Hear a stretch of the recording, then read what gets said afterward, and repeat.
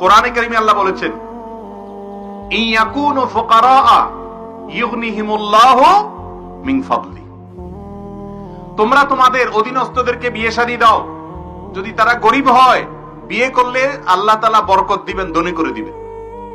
ওমর রাদিয়াল্লাহু তাআলা আনহু বলেছেন, আজাবান লিমান তালাবাল গিনা মিন গায়রি নিকাহ, ওই ব্যক্তিরে দেখে আমার খুব আশ্চর্য হয় যে ধনী হইতে চায় অথচ বিয়ে করে না। তার মানে বিয়ে করলে কি হবে? আর আমাদের দেশে এখন অভিভাবকরা সবাই ছেলে মেয়েকে বিয়ে দেয় না, কয় আগে নিজের পায়ে দাঁড়া। আরে ভাই, সে কি আরেকজনের পায়ে দাঁড়ানো আছে নাকি?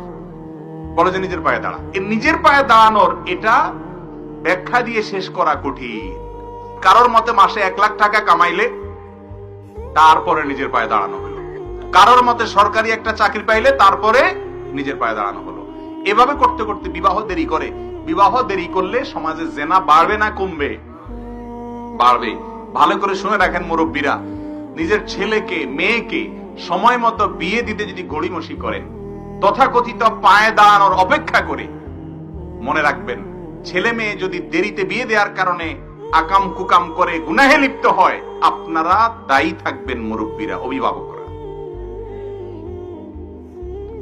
অতএব বিয়ে বিলম্ব করবেন না, বিয়েকে সহজ করুন, জেনার পথ বন্ধ হবে।